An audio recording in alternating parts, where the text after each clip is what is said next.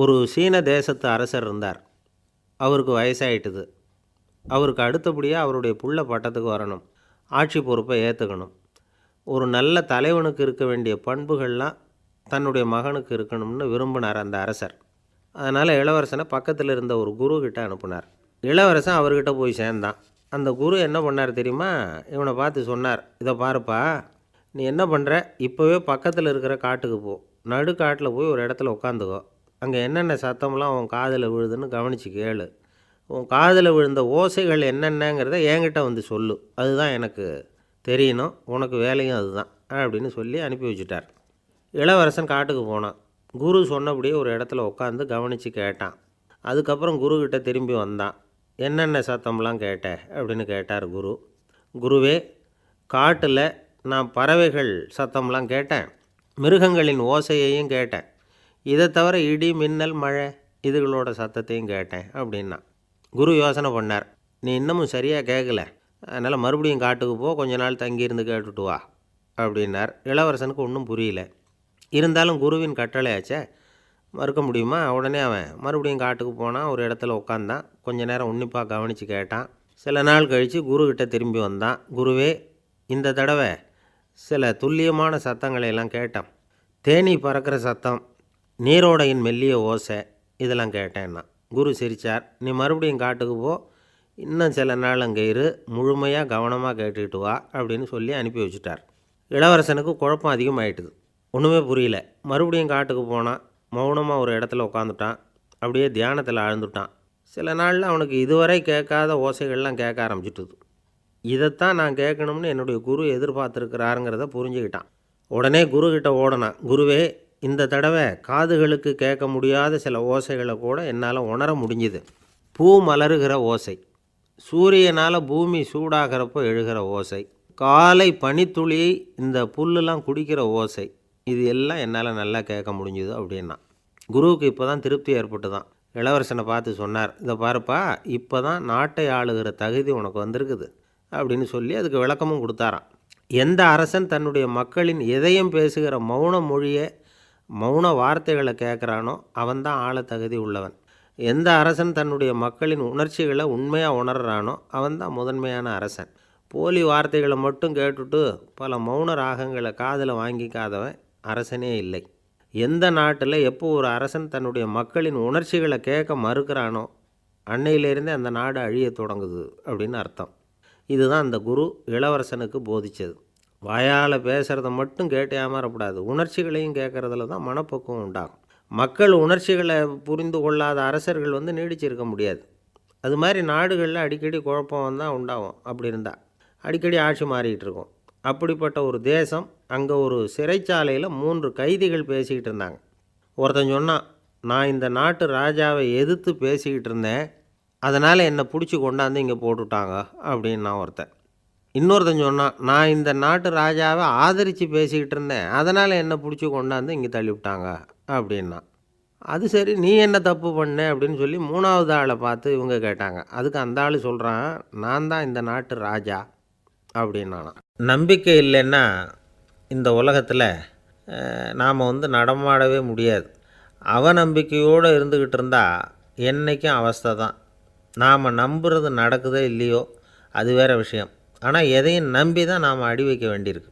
வேறு ஒன்றும் வேணாம், ஒரு லாட்ரி சீட்டு வாங்குகிறோம், அது எங்கே நமக்கு விழப்போகுது அப்படிங்கிற அவநம்பிக்கையோடவா வாங்குகிறோம்? பரிசு நமக்கு தான் அப்படிங்கிற நம்பிக்கை உள்ளூர இருக்கிறதுனால தான் அதை வாங்குகிறோம். இருந்தாலும் முடிவு வேறு மாதிரி ஆகிடுது. அதுக்காக மனசு சோர்ந்து போகிறதில்ல, அடுத்த மாதமும் சீட்டு வாங்குகிறோம். இந்த நம்பிக்கை தான் மனித வாழ்க்கைக்கு ஆதாரம். ஒரு கடையில் போய் டீ சாப்பிட்றீங்க, அந்த டீ நல்ல டீ தானா, அதில் விஷம் கலந்துருக்குமா அப்படிங்கிற சந்தேகம் வந்துட்டுதுன்னு வச்சுங்க. அதுக்கப்புறம் அதை எப்படி நீங்கள் சாப்பிட முடியும்? நம்பி தான் சாப்பிட்ணும். ரயில் ஒழுங்காக போய் சேருங்கிற நம்பிக்கை இருக்கிறதுனால தான் அதில் ஏறி உட்காடுறோம். லெட்டர் ஒழுங்காக போய் சேருங்கிற நம்பிக்கை இருக்கிறதுனால தான் பெட்டியில் போடுறோம். சரி, நம்ம கதையெல்லாம் நம்மளோட இருக்கட்டும். மனித நம்பிக்கை எந்த அளவுக்கு உறுதியாகவும் அறிவுபூர்வமாகவும் இருக்கணுங்கிறதுக்கு அலெக்சாண்டர் வாழ்க்கையில் நடந்த ஒரு சம்பவத்தை உதாரணமாக சொல்லலாம். இந்த உலகத்தையே ஜெயிக்கணும்னு புறப்பட்டார் அலெக்சாண்டர். ஒரு கட்டத்தில் அவர் சிட்னஸ் நதி கரைக்கு சேர்ந்தார். அந்த சமயத்தில் அவருக்கு கடுமையான நோய் வந்துட்டுது. அவர் கூடவே வந்திருந்த கிரேக்க வைத்தியர்கள் என்னென்னமோ முயற்சியெல்லாம் பண்ணி பார்த்தாங்க. இருந்தாலும் அலெக்சாண்டருக்கு வந்திருக்கிறது என்ன நோய்ங்கிறத அவங்களால கண்டுபிடிக்க முடியல. ஏன்னா அந்த பகுதியில் உள்ளவங்களுக்கு மட்டுமே அதிகமாக வரக்கூடிய ஒரு வினோதமான நோயாக இருந்தது அது. ஆனால் அவர் இருக்கிற இடம் எதிரியோட இடம், பாரசீக மன்னனோட ஆளுகைக்கு உட்பட்ட இடம். என்ன பண்ணுறது அப்படின்னு எல்லாரும் யோசனை பண்ணாங்க. பாரசீக மன்னனோட அரண்மனையில் இருக்கிற வைத்தியர் வந்தால் இந்த நோயை குணப்படுத்தி விடுவார் அப்படின்னு சொன்னாங்க. இருந்தாலும் எதிரியோட நாட்டில் இருக்கிற வைத்தியரை கூப்பிட்டு எப்படி நம்பி வைத்தியம் பார்க்க சொல்கிறது அப்படின்னு சொல்லி எல்லோரும் தயங்கினாங்க. ஆனால் அலெக்சாண்டர் தயங்கலை. பரவாயில்ல, அழைச்சிட்டு வாங்கன்னு விட்டார். உடனே அவரை போய் அழைச்சிட்டு வந்துட்டாங்க. அவர் வந்தார். அலெக்சாண்டர் உடம்பை பரிசோதனை பண்ணி பார்த்தார். சரி, இதை குணப்படுத்தி விடலாம், பயப்பட வேண்டியதில்லை. ஆனால் இதுக்கு ஒரு மூலிகை ரசம் தயார் பண்ணி கொடுக்கணும். நான் போய் அதை தயார் பண்ணிவிட்டு 2 நாளில் திரும்பி வந்துடுறேன் அப்படின்னு சொல்லிவிட்டு போனார் அந்த வைத்தியர். அதே மாதிரி 2 நாளில் திரும்பி வந்தார் மூலிகை ரசத்தோட. இதுக்கு இடையில் அலெக்சாண்டரோட தளபதிகளில் ஒருத்தர் ரகசியமாக ஒரு எச்சரிக்கை கடிதம் கொடுத்து அனுப்பியிருக்கிறான். அதை வாங்கி என்ன விஷயம்னு பார்த்தார். இப்போ உங்ககிட்ட வந்திருக்கிற எதிரி நாட்டு வைத்தியரை நம்பாதீங்கோ, அவன் கொண்டுகிட்டு வந்திருக்கிற மூலிகை ரசத்தில் விஷம் கலந்துருக்குது அப்படின்னு அதில் எழுதியிருக்கு. அதை பார்த்தார் அலெக்சாண்டர். இருந்தாலும் கொஞ்சம் கூட அலட்டிக்கலை. வைத்தியர் கொடுத்த மருந்தை வாங்கி கடகடன்னு குடிச்சுட்டார். குடிச்சுட்டு அதுக்கப்புறம் அந்த கடிதத்தில் இருந்த விஷயத்தை அந்த வைத்தியர்கிட்ட சொன்னார். வைத்தியர் திகைச்சு போயிட்டார். தன் மேலே அலெக்சாண்டர் வச்சுருக்கிற நம்பிக்கையை பார்த்து அவருக்கு ரொம்ப வியப்பு. வைத்தியர் உண்மையிலேயே நல்ல மருந்து தான் கொண்டுகிட்டு கொடுத்துருக்கிறார், அதில் விஷம்லாம் எதுவும் கலக்கலை.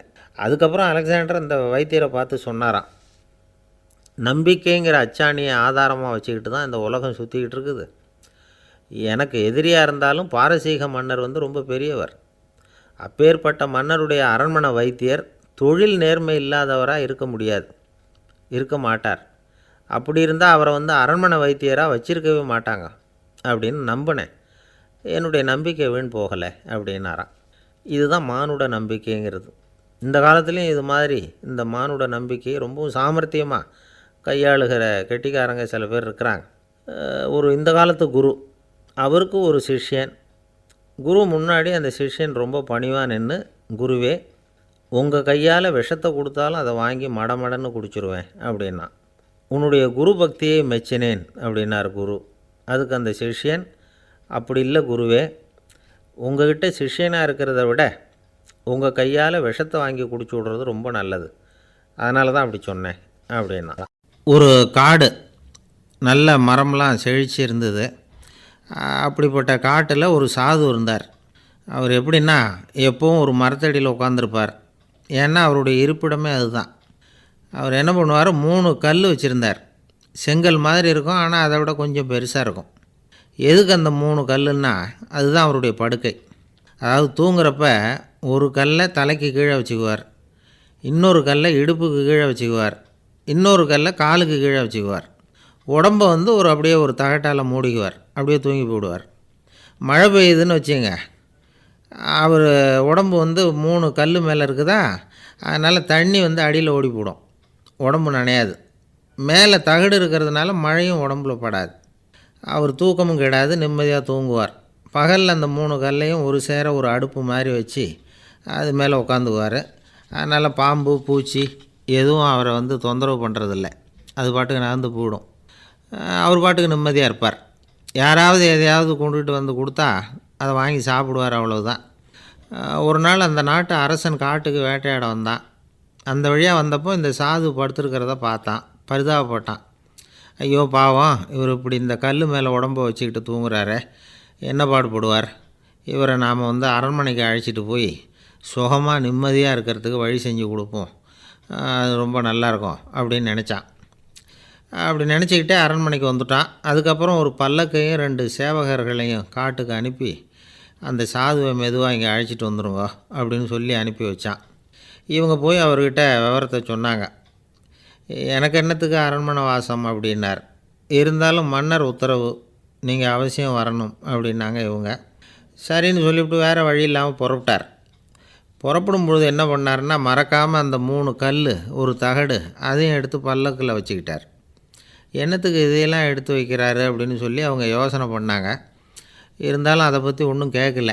பேசாமல் அவரை அழைச்சிட்டு போய் அரண்மனையில் விட்டுட்டாங்க. அரசன் ஓடி வந்தான், வரவேற்றான், அறுசுவை உணவு படைத்தான். அவர் படுக்கிறதுக்கு தங்க கட்டில், பட்டு மெத்தை, இப்படி எல்லாம் ஏற்பாடு பண்ணி வச்சான். இங்கே படுத்து ஓய்வு எடுத்துங்க அப்படின்னு சொல்லிவிட்டு அவன் பாட்டு போயிட்டான். மறுநாள் காலையில் வந்து பார்க்குறான், சாது படுத்துருக்கிறார். எப்படி தெரியுமா?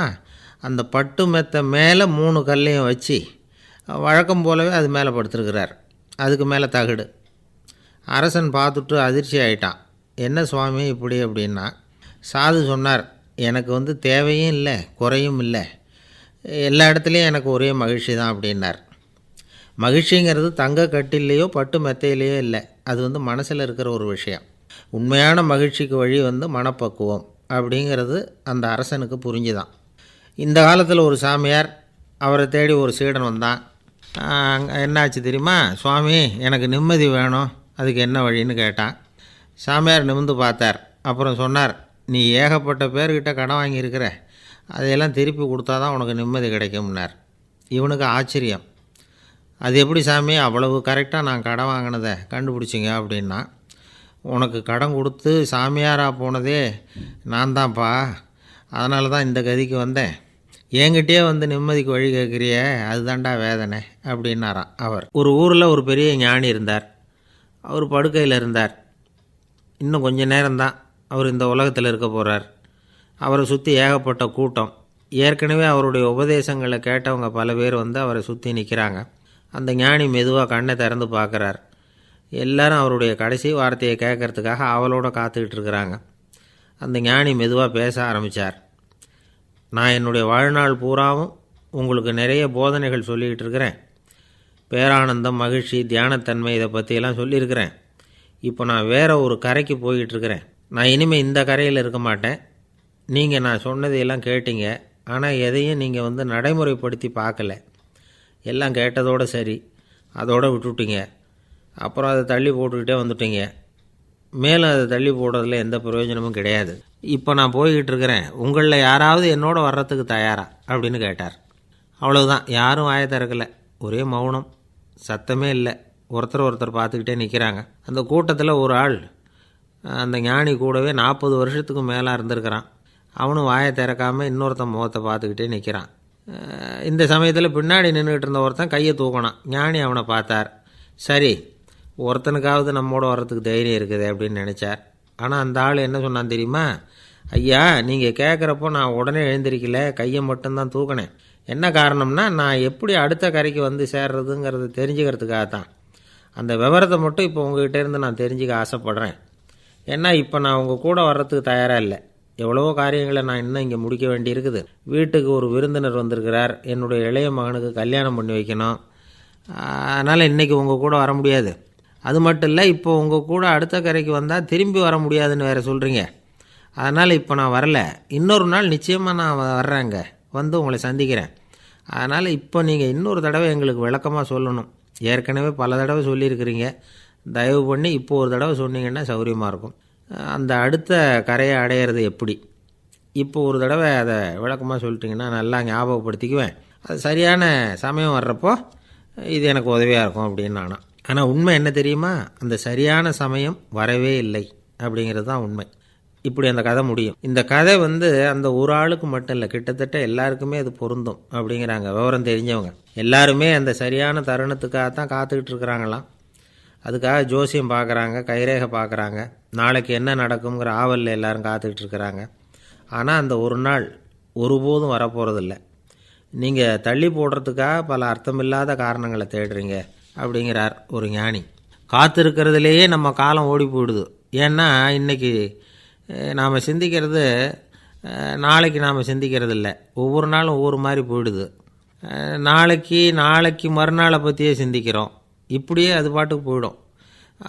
கரையை தொட்டு பார்க்குறது எப்போ, இதுதான் கேள்வி. நமக்கு வேண்டியப்பட்ட ஒருத்தர் ஒரு ரயில்வே பிளாட்ஃபாரத்தில் நின்றுட்டு இருக்கிறார். அங்கே இருக்கிறவங்ககிட்ட கேட்குறாராம், விசாரிக்கிறார். ஏங்க கிழக்க போகிற ரயில் போயிட்டுதுங்களான்னாராம். போயிட்டுதுன்னு இருக்கிறாங்க. கொஞ்ச நேரம் கழித்து ஏங்க மேற்க போகிற ரயில் போயிட்டுதுங்களான்னு கேட்டிருக்காரு. போயிட்டுதுங்களான்ருக்காங்க. அப்புறம் கொஞ்சம் நேரம் கழித்து மறுபடியும் ஏங்க 10:30 மணி வண்டி போயிட்டுதான்னு கேட்டிருக்கார். தொடர்ந்து காலையிலேருந்து சாயந்தரம் வரைக்கும் இப்படி ஒரே இடத்துல நின்றுட்டு கேட்டுக்கிட்டே இருக்கிறார். இதை பார்த்துக்கிட்டு இருந்த ஒருத்தர் அவர்கிட்ட வந்து, ஏங்க நீங்கள் எங்கே போகணும் அப்படின்னு கேட்டாராம். இவர் மெதுவாக சொன்னாராம், இந்த ரயில்வே லைனை தாண்டி அந்த பக்கம் போகணும் அப்படின்னாராம். ஒரு தீக்குச்சி தீப்பெட்டியை பார்த்து கேட்டுதான், நாம் 2 பேரும் தானே உரசிக்கிறோம், ஆனால் நான் மட்டும் தீப்பிடிச்சி எரிஞ்சு போகிறேன், நீ அப்படியே இருக்கிறியே அப்படின்னு தான். அதுக்கு தீப்பெட்டி சொல்லியிருக்குது, உனக்கு தலையில் கணம் இருக்குது அதனால் அழிஞ்சு போகிற அப்படின்னு தான். எப்படி இருக்கு பாருங்கள் இந்த பதில். தலையில் கணம் உள்ளவங்க யாருமே சரியாக இருக்க முடியாது. எவ்வளவு பெரியவங்களாக இருந்தாலும் சரி, ரொம்ப கஷ்டம்தான் அது. கர்வங்கிறது கூடவே கூடாது. இதை விளக்கிறதுக்கு மகான் ஒருத்தர் ஒரு சம்பவத்தை சொல்கிறார். அர்ஜுனன் வந்து தீர்த்த யாத்திரை பண்ணானா. அப்போது தென்னிந்தியாவுக்கு வந்திருக்கிறான். ராமேஸ்வரத்துக்கு போனப்போ அங்கே இலங்கைக்கு கல்லுலாம் அடுக்கி போடப்பட்டிருந்த பாலத்தை பார்த்தானா. ஒரு சின்ன குரங்கு அதுக்கு பக்கத்தில் விளையாடிக்கிட்டு இருந்திருக்கு. அதை பார்த்துட்டு அர்ஜுனன் சிரிச்சிருக்கான். ஏன் சிரிக்கிறேன்னு கேட்டிருக்கு அந்த குரங்கு. ராமன் மிகச்சிறந்த வில் வீரன். அப்படி இருக்கிறப்போ அவன் வந்து இலங்கைக்கு அம்புகளாலேயே ஒரு பாலம் கட்டியிருக்கலாம். அதை விட்டுட்டு போயும் உன்ன மாதிரி குரங்குகளை துணையாக வச்சுக்கிட்டு இப்படி ஒரு கருங்கல் பாலத்தை கட்டியிருக்கிறானே அப்படின்னு நானா. அம்புகளால் பாலம் கட்ட முடியுமா அப்படின்னு கேட்டு தான் குரங்கு. ஏன் முடியாது, என்னால் முடியுமேன்றிருக்கான் அர்ஜுனன். அம்பால் பாலம் கட்டலாம், இருந்தாலும் என்ன மாதிரி குரங்குகள் ஏறி நடந்தால் அது தாங்குமா? அதனால தான் ராமர் வந்து கருங்கல் பாலமே கட்டினார் அப்படின்றது குரங்கு சொல்லிச்சான். அப்படியே சொல்கிற, நான் வேணும்னா இப்போ அம்புகளாலேயே ஒரு பாலத்தை கட்டுறேன், நீ அது மேலே ஏறி நடந்து பார். பாலம் விழுந்துட்டுதுன்னா நான் தீ மூட்டி அதில் குதித்து உயிர் தியாகம் பண்ணிவிடுறேன் அப்படின்னு நான் ரொம்ப கோபமாக. உடனே அந்த சின்ன குரங்கு பெரிய உருவம் எடுத்துட்டு தான் கையில் கதையோடு அர்ஜுனன் முன்னாடி நிற்கிறான் அனுமன். பார்த்தா, என்னுடைய தலைவர் ராமரையா இழிவாக பேசுகிற, நீ இப்போ பாலம் கட்டு, நான் என்னுடைய பலத்தை காட்டுறேன் அப்படின்னா அனுமன். அர்ஜுனன் வந்து தன்னுடைய காண்டிபத்தை எடுக்கிறான், சரமாரியாக அம்புகளை விடுறான். அதெல்லாம் ஒன்றோட ஒன்று கோத்துக்கிட்டு அப்படியே பாலம் மாதிரி நிற்கிது. அர்ஜுனன் தலை நிமிர்ந்து நின்னான். அனுமன் வந்து உயர கிளம்பி அங்கேருந்து பாலத்தில் வந்து பொத்துன்னு இறங்கினான். பாலம் அப்படியே நொறுங்கி போச்சு தூள் தூளாக. என்ன அர்ஜுனா, இப்போ என்ன செய்ய போகிற அப்படின்னா ஏளனமா. அர்ஜுனன் தலையை தொங்க போட்டுக்கிட்டான். சொன்னபடி தீ மூட்டி அதில் குதிக்கிறதுக்காக 3 தடவை சுற்றி வந்தான். அப்போது கிருஷ்ணர் அங்கே வந்தார். என்ன அர்ஜுனா, என்ன நடக்குது, என்ன இது அப்படின்னு ஒன்றும் தெரியாத மாதிரி கேட்டார். அர்ஜுனன் வாயை திறக்கிறதுக்கு முன்னாடி அனுமன் வாயை திறந்தான், நடந்ததை சொன்னான். அர்ஜுனன் சவால் விட்டபடி உயிர் திறந்தே ஆகணும்னா அனுமன். கிருஷ்ணர் யோசனை பண்ணார். நல்லது, இந்த சவால் விட்டதுக்கும் நடந்ததுக்கும் யார் சாட்சி? பெரியவர் ஒருத்தரை சாட்சியாக வச்சுக்கிட்டல்லவா நீங்கள் இந்த போட்டியை நடத்தியிருக்கணும் அப்படின்னார். அதனால் என்ன, இப்போ மறுபடியும் அந்த போட்டியை நடத்திவிட்டா போச்சு, என்னால் அந்த அம்பு பாலத்தை நொறுக்க முடியாதா அப்படின்னு அனுமன். சரி, இப்போ மறுபடியும் அது நடக்கட்டும்னார் கிருஷ்ணர். அர்ஜுனன் அம்பு பாலம் அமைச்சான். அனுமன் ஏறி குதிச்சான். பாலம் அசைஞ்சு கொடுக்கவே இல்லை, அவ்வளோ உறுதியாக இருக்குது.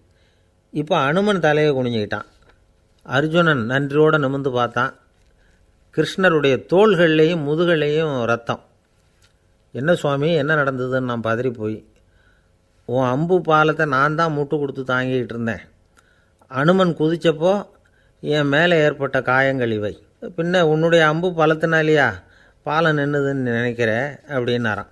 முதல்ல வந்து அர்ஜுனன், அப்புறம் அனுமன் 2 பேருக்குமே கர்வ பங்கம் ஆகிட்டு தான். அதாவது அவங்கக்கிட்ட இருந்த கர்வம் போயிட்டுது. யாராக இருந்தாலும் கர்வம் கூடாதுங்கிறத இதிலேருந்து நாம் புரிஞ்சுக்கணும். இந்த காலத்தில் நாமெல்லாம் எந்த விஷயத்துக்கெல்லாம் கர்வப்பட்டுக்கிட்டு இருக்கோம் தெரியுமா? 2 பெண்கள் தங்களுடைய கணவன்மார்களை பற்றி ரொம்ப பெருமையாக பேசிக்கிட்டாங்களாம். அதில் ஒரு அம்மா சொல்லியிருக்கு, என் வீட்டுக்காரர்கிட்ட எந்த சப்ஜெக்ட் கொடுத்தாலும் சரி அந்த விஷயத்தை பற்றி அழகாக 1 மணி நேரம் பேசுவார் அப்படின்னாங்களாம். உடனே இன்னொரு அம்மா, அது என்ன பிரமாதம், என் வீட்டுக்காரருக்கு சப்ஜெக்டே தேவையில்லை, விஷயமே இல்லாமல் நாள் பூரா பேசிக்கிட்டு இருப்பார் அப்படின்னாங்க. ஒரு ஆசாமி வேகமாக ஓடிக்கிட்டு இருந்தான். ஏன் இப்படி ஓடுறேன்னு கேட்டார் இன்னொருத்தர்.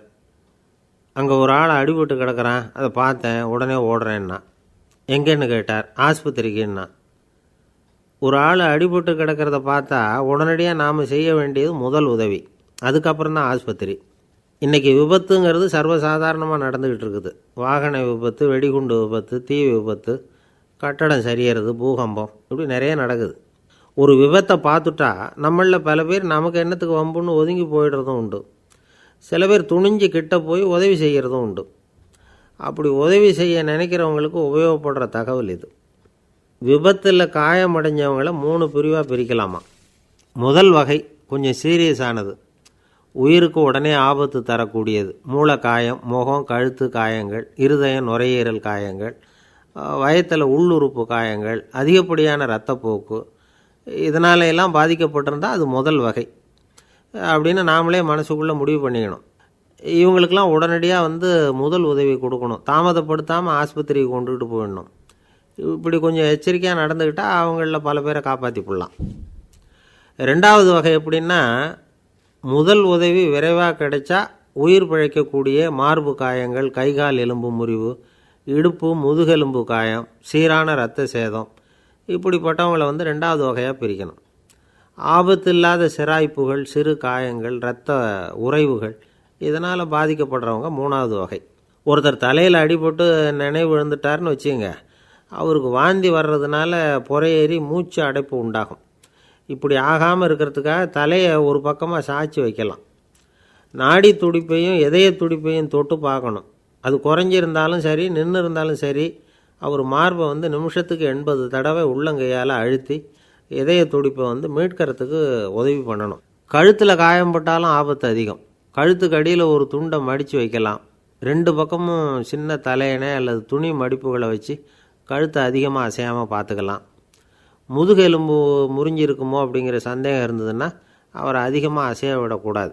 அதிகமாக அசைஞ்சால் தண்டு இடத்துல பாதிப்பு ஏற்பட்டு கைகால் விளங்காமல் போயிடும்.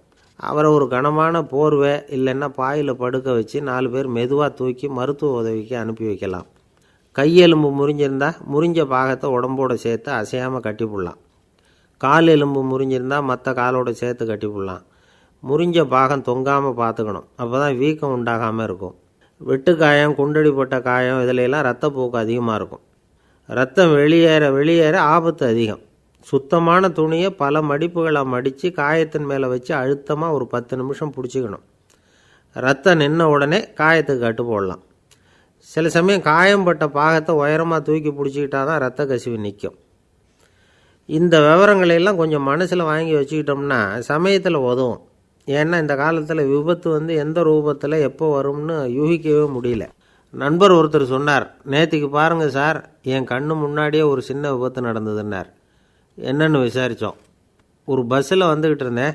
அந்த பஸ்ஸில் பின்பக்கம் படி ஓரமாக நின்றுக்கிட்டு இருந்த ஒருத்தர் ரோட்டில் விழுந்துட்டார். டிரைவர் அதை கவனிக்கலை, நிறுத்தாமல் அவர் பாட்டுக்கு போகிறாருன்னார்.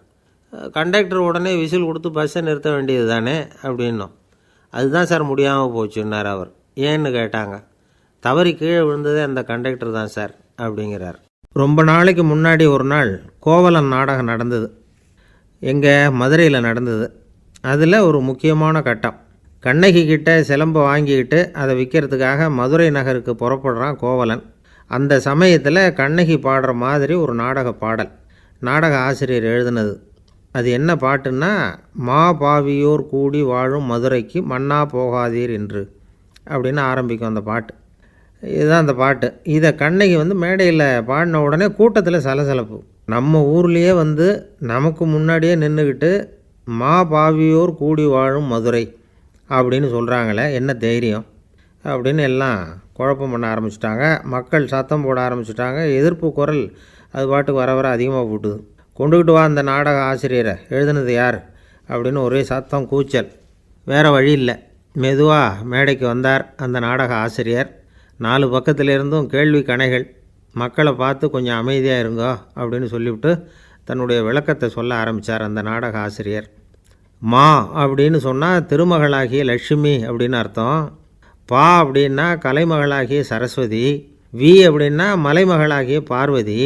மா பாவியோர் அப்படின்னா திருமகளும் கலைமகளும் மலைமகளும், இவங்க மூவரும் அப்படின்னு அர்த்தம்.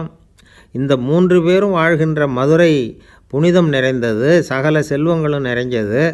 அப்படிப்பட்ட ஊரில் நான் அணிந்து கொள்ளும் இந்த சாதாரண சிலம்பை யார் வாங்கிக்குவாங்க அப்படிங்கிற எண்ணத்தோடு தான் கண்ணகி அப்படி சொல்கிறா. அதை நினச்சி தான் நான் எழுதினேன். ஆகவே மதுரையை ரொம்ப சிரமப்படுத்தணும், ரொம்ப மோசமாக எழுதணும் அப்படிங்கிற எண்ணம்லாம் எனக்கு கிடையாது. பெருமைப்படுத்தணும்னு நினச்சி தான் அப்படி எழுதினேன் அப்படின்னு விளக்கம் கொடுத்தாராம். இந்த விளக்கத்தை கேட்டதும் எல்லாரும் ரொம்ப சமாதானம் ஆகிட்டாங்களாம். இப்படி விளக்கம் கொடுத்த அந்த நாடக ஆசிரியர் யார் தெரியுமா? அவர் தான் தமிழ் நாடக உலகின் முதல் ஆசான் சங்கரதாஸ் சுவாமிகள். அவருக்கு நகைச்சுவை உணர்வும் அதிகம். 1920ஆம் ஆண்டு திருநெல்வேலியில் அவர் தங்கியிருக்கிறார் நாடகம் நடத்துறதுக்காக. அவர் தங்கியிருந்த வீட்டில் கொசு மூட்டை பூச்சி அதிகமாக இருந்திருக்கு. அவரால் தூங்கவே முடியல. அவர் அனுபவித்த தொல்லைகள் ஒரு பாட்டாக உருவாச்சு. வேடிக்கையாக ஒரு பாட்டு எழுதினாராம். மூட்டையும் கொசுவும் ஒரு வீட்டிலே மீட்டிங் போட்டால் முன்னே நிற்க யாரால் முடியும்? கொசு மோகன ராகம் போல சத்தம் போட்டு முன்னே நின்று செய்திடும் யுத்தம்.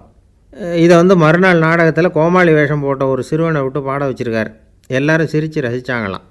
சங்கரதாஸ் சுவாமிகள் கல்யாணமே பண்ணிக்கல, துறவி மாதிரியே வாழ்ந்திருக்கார். தமிழ் நாடக கலைக்கு தன்னையே அர்ப்பணம் பண்ணிட்டவர் அவர். 1922 நவம்பர் மாதத்தில் ஒரு நாள் புதுச்சேரியில் அவர் வாழ்க்கை முடிஞ்சுது. அப்போ அவருக்கு வயசு 55. சங்கரதாஸ் சுவாமிகள் நாடக ஆசிரியர் மட்டும் இல்லை, மேடை நாடக இயக்குனர், தயாரிப்பாளர், அவரே ஒரு சிறந்த நடிகர். ஒரு தடவை சாவித்திரி நாடகத்தில் இவர் யமதர்மனாக வேஷம் போட்டு நடிச்சிருக்கிறார். நாடகம் பார்த்துக்கிட்டு இருந்த கருவுற்ற ஒரு பெண்மணிக்கு பயத்தினால அங்கேயே குழந்தை பிறந்துட்டு தான். அந்த நிகழ்ச்சிக்கு அப்புறம் இவர் இந்த வேஷம் போடுறப்போலாம் ஜனங்களுக்கு முன்கூட்டியே எச்சரிக்கை கொடுக்க ஆரம்பிச்சிருவாராம். அதாவது அப்படி யாராவது பயப்படுறவங்க இருந்தால் கொஞ்சம் கண்ணை மூடிங்க அல்லது எழுந்திரிச்சு போடுங்கன்னு. நடிப்புன்னா அப்படிலாம் இருக்கணும். இந்த காலத்தில் நடிகர் ஒருத்தர் சொன்னார், சார் நான் இந்த நாடகத்தில் நடிக்கிறப்போ முகத்தில் நவரசங்களையும் காட்டி நடித்தேன், உணர்ச்சிகளையெல்லாம் நல்லா காட்டி நடித்தேன். அப்படி இருந்தும் ஜனங்கள் கல்லை எடுத்து மேடையில் வீசிவிட்டாங்க சார் அப்படின்னார். நாடகத்தில் உங்களுக்கு என்ன வேஷம் அப்படின்னு கேட்டாங்க. அது செத்து கிடக்கிற பணமாக நடித்தேன் சார் அப்படின்னார். ஒரு குரு, இளம் சீடர்கள் எதிரில் உட்காந்துருக்கிறாங்க. குரு பாடம் நடத்திக்கிட்டு இருக்கிறார். சீடர்களுக்கு ஒரு ஆசை, அதாவது ஒரு முக்கியமான மந்திரத்தை நம்ம குருநாதர்கிட்ட இருந்து கற்றுக்கணும் அப்படிங்கிறது அவங்க ஆசை. அது என்ன மந்திரம்னா, இறந்தவரை உயிர்ப்பிக்கக்கூடிய புனித மந்திரம், அதாவது செத்தவங்களுக்கு மீண்டும் உயிர் உண்டாக்குகிற மந்திரம். குருவே தயவு பண்ணி அந்த மந்திரத்தை எங்களுக்கு உபதேசிக்கணும் அப்படின்னு கேட்டாங்க. அது ரொம்ப ஆபத்தானது, அது என்னத்துக்கு உங்களுக்கு வேண்டாமேன்னாராம் குரு. எங்களுடைய நம்பிக்கை உறுதிப்படுறதுக்காகத்தான் கேட்குறோம், வேற ஒன்றும் இல்லை அப்படின்னாங்களாம் சீடர்கள். பக்குவப்படாத அறிவுங்கிறது ரொம்ப ஆபத்தானது அப்படின்னாராம் குரு. இது சீடர்களுக்கு புரியல. அது எப்படிங்க பக்குவப்படாத அறிவு ஆபத்தானதுன்னு சொல்கிறீங்க, அப்படின்னா என்ன அப்படின்னு கேட்டிருக்காங்க சீடர்கள். குரு அதுக்கு விளக்கம் கொடுத்தாராம். அந்த மந்திரத்தை எப்போ பயன்படுத்தணுங்கிறது முக்கியம். அதை அறியக்கூடிய ஞானம் ஏற்படுகிற வரைக்கும் அதை தெரிஞ்சுக்காமல் இருக்கிறது தான் நல்லது, இல்லைன்னா ஆபத்துன்னாராம். ஆனால் அந்த சீடர்கள் அதை கேட்குற மாதிரி இல்லை, ரொம்ப பிடிவாதம் பண்ண ஆரம்பிச்சிட்டாங்க. சரி வாங்க சொல்கிறேன்னார் குரு. எல்லோரும் வந்தாங்க. அந்த புனித மந்திரத்தை அவங்களுக்கு ரகசியமாக உபதேசம் பண்ணார். உபதேசம் பண்ணிவிட்டு அவங்களுக்கு எச்சரிக்கையும் கொடுத்தார். இந்த மந்திரத்தை நல்லா ஆராய்ச்சி பார்த்ததுக்கு அப்புறம்தான் உச்சரிக்கணும், அவசரப்பட்டு எதுவும் செஞ்சிடக்கூடாது அப்படின்னு ஒரு தடவைக்கு பல தடவை எச்சரிக்கை கொடுத்தார். சரின்னு சொல்லிவிட்டு அவங்கெல்லாம் மந்திரத்தை கற்றுக்கிட்டு எழுந்திரிச்சு போயிட்டாங்க. ஒரு நாள் அந்த சீடர்கள் எல்லாம் மணற்பாங்கான இடத்துல அப்படியே நடந்து போயிட்டுருக்கிறாங்க. ஒரு பாலைவன பகுதி மாதிரி ஒரு இடம். அங்கே ஒரு இடத்துல எலும்புகள் குவியலாக கிடந்தது. உடனே இந்த சீடர்கள் முன்ன பின்ன யோசிக்காமல், தியானமும் பண்ணாமல், அந்த மந்திரத்தோட பயனை சோதித்து பார்க்கணும் அப்படின்னு நினச்சிக்கிட்டு அந்த மந்திரத்தை உச்சரிக்க ஆரம்பிச்சிட்டாங்க. அவ்வளோதான். உடனே என்னாச்சு தெரியுமா? அந்த எலும்புகள் எல்லாம் ஓநாய்களாக மாறி அவங்கள துரத்த ஆரம்பிச்சிட்டுது. சீடர்கள் எல்லாம் தலைதெறிக்கி ஓட ஆரம்பிச்சிட்டாங்க. ஓநாய்களும் விடலை, அவங்கள துரத்தி பிடிச்சி கடித்து கொதற ஆரம்பிச்சிட்டுது. அப்போ தான் அந்த சீடர்களுக்கு குரு சொன்ன அறிவுரையோட அர்த்தம் புரிஞ்சுது. பக்குவப்படாத அறிவு ஆபத்தானது அப்படிங்கிறது. அதனால் இதிலேருந்து நாம் தெரிஞ்சுக்க வேண்டியது என்னென்னா, நாம் நம்ம அறிவை வளர்த்துக்கிட்டால் மட்டும் போதாது, அந்த அறிவை எப்போ எப்படி பயன்படுத்தணும் அப்படிங்கிற பக்குவமும் நமக்கு வரணும். அப்போ தான் வாழ்க்கை நல்லபடியாக அமையும், இல்லைன்னா இடைஞ்சல் தான். இந்த காலத்தில் சில சின்ன பிள்ளைங்களுக்கே அறிவு ரொம்ப பக்குவப்பட்டிருக்குங்கிறத உணர முடியுது. ஒரு சின்ன பையன் பள்ளிக்கூடத்தில் மார்க் லிஸ்ட்டு கொடுத்தாங்க, வாங்கிக்கிட்டு அவசரமாக வீட்டுக்கு ஓடினான். எதிரில் வந்த ஒருத்தர் கேட்டார், என்ன அவசரம், ஏன் இப்படி வேகமாக ஓடுறேன்னார். எங்கள் அம்மா கிட்ட அடி வாங்கணும், அதுக்காக தான் ஓடுறேன்னா. அடி வாங்கிறதுக்கா இவ்வளவு அவசரம்னார் அவர். அப்படி இல்லைங்க, நான் போகிறதுக்குள்ளே எங்கள் அப்பா வீட்டுக்கு வந்துட்டாருன்னா அவர்கிட்ட அடி வாங்க வேண்டியிருக்கும், அதை அவாய்ட் பண்ணுறதுக்காக இப்படி ஓடுறேன் அப்படின்னு நானான் அந்த பையன். ஒரு நண்பர், அவர்கிட்ட பேசிக்கிட்டு இருந்தேன். மனித உறவுகள் பற்றி அவர் சொல்லிகிட்டு இருந்தார். அமெரிக்காவில் தந்தை மகன் உறவு எப்படி இருக்குது அப்படிங்கிறத விளக்கிறதுக்கு அவர் ஒரு கதையை சொன்னார். ஒரு அப்பா பகல் பூராவும் அலுவலகத்தில் வேலை, ஓடி ஆடி உழைச்சிக்கிட்டு களைச்சி போய் ராத்திரி 10 மணிக்கு மேலே வீடு திரும்பினான். வீட்டு வாசலில் அவரோட மகன் காத்துக்கிட்டு இருக்கிறான். இன்னமும் தூங்கலை. அப்பாவை வாசல்லையே தடுத்து நிறுத்தி, அப்பா உனக்கு சம்பளம் எவ்வளவு அப்படின்னு கேட்குறான். ஏற்கனவே ஆஃபீஸு பிரச்சனைகளால் அலுத்து போய் திரும்புகிற அப்பாவுக்கு கோவம் வந்துடுது. என்னடா இப்படிலாம் கேளுன்னு உங்கள் அம்மா உனக்கு சொல்லி கொடுத்தாளா அப்படின்னு சொல்லிவிட்டு உள்ளே போய் சட்டையை கட்டி மாட்டிவிட்டு குளிச்சுவிட்டு மறுபடியும் வெளியில் வந்து உடையை மாற்றுகிற சமயம் அப்போ மறுபடியும் மகன் உள்ளே வந்து நிற்கிறான் அவர் முன்னாடியே. அப்பா உனக்கு எவ்வளவு சம்பளங்கிறான் மறுபடியும். அப்பாவுக்கு எரிச்சல் அதிகமாகிட்டுது. மணிக்கு $20 போதுமா அப்படின்னார். அப்படின்னா எனக்கு ஒரு $10 தர முடியுமான்னா மகன். இதுக்கு தான் என் சம்பளம் எவ்வளவுன்னு கேட்டியா? 2ஆம் வகுப்பு படிக்கிற உனக்கு எதுக்குடா $10 அப்படின்னு கத்திவிட்டு தொலைக்காட்சி பெட்டியின் முன்னாடி போய் உட்காந்துக்கிட்டு ஏதோ நிகழ்ச்சியை பார்க்க ஆரம்பிச்சிட்டார். கொஞ்ச நேரம் கழித்து மறுபடியும் மகன் வந்து நிற்கிறான். அப்பா ப்ளீஸ் எனக்கு ஒரு $10 கொடுக்க முடியுமா? மகனுடைய கண்களில் கண்ணீர். என்னடா அவன் கண்ணீரை காட்டி காரியம் சாதிக்கலாம்னு பார்க்குறியா? ஒரு காசு கூட கொடுக்க மாட்டான் போ அப்படின்னு விரட்டி விட்டான். மகன் கண்ணீரை தொடச்சிக்கிட்டே கண்ணை தொடச்சிக்கிட்டு பேசாமல் போய் படுத்துக்கிட்டானா. கொஞ்ச நேரம் ஆச்சு. அப்பாவோட கோபம் கொஞ்சம் கொஞ்சமாக குறைஞ்சிது. பிள்ளைகிட்ட கோபமாக கத்துனது தப்பு தாங்கிறது புரிஞ்சுது அவனுக்கு. எழுந்திரிச்சு போனான், படுக்கை இறக்கி போனான். மகனை பார்த்தான். அவன் தலையணையை கட்டி பிடிச்சிக்கிட்டு அழுதுகிட்டு இருக்கிறான். அவனை மெல்ல நெருங்கி அவங்ககிட்ட எதமாக பேசுகிறதுக்கு ஆரம்பித்தானான். எதுக்குடா உனக்கு $10 பள்ளிக்கூடத்தில் கேட்டாங்களா அப்படின்னு கேட்டானான். மகன் சொல்லியிருக்கான், இல்லை டாடி, உனக்கு 1 மணி நேரம் சம்பளம் $20ன்னு சொன்னேன். நீ ஏற்கனவே எனக்கு கொடுத்த பாக்கெட் மணி $10 என்கிட்ட இருக்குது. இப்போ நீ இன்னொரு $10 கொடுத்தீங்கன்னா அதையும் சேர்த்து $20 ஆகிடும். அந்த $20 நான் உனக்கு கொடுத்துருவேன். அப்படி கொடுத்தா நீ என் கூட 1 மணி நேரம் செலவழிப்ப இல்லையா? அதுக்காக தான் $10 கேட்டேன் அப்படின்னு சொன்னானான். அந்த அப்பா கண்ணு கலங்கி போச்சான். ஆதரவோடு தன்னுடைய மகனை கட்டி பிடிச்சி அழ ஆரம்பிச்சிட்டாராம். இதுதான் நண்பர் சொன்ன கதை. அமெரிக்கா மட்டும் இல்லை, உலகம் பூராவும் இன்றைக்கி மனித உறவுகள் இப்படி தான் மாறிட்டுருக்கு. பெரியவர்கள் அறிவுரை என்ன தெரியுமா? உங்கள் குழந்தைகளிடமிருந்து குழந்தை பருவத்தை பிரித்து விடாதீர்கள் அப்படிங்கிறது தான். அதாவது இன்றைய குழந்தைகள் தங்கள் பிருந்தாவனத்தை இழந்து விடுகிறார்கள் அப்படிங்கிறது அவங்களுடைய கருத்து.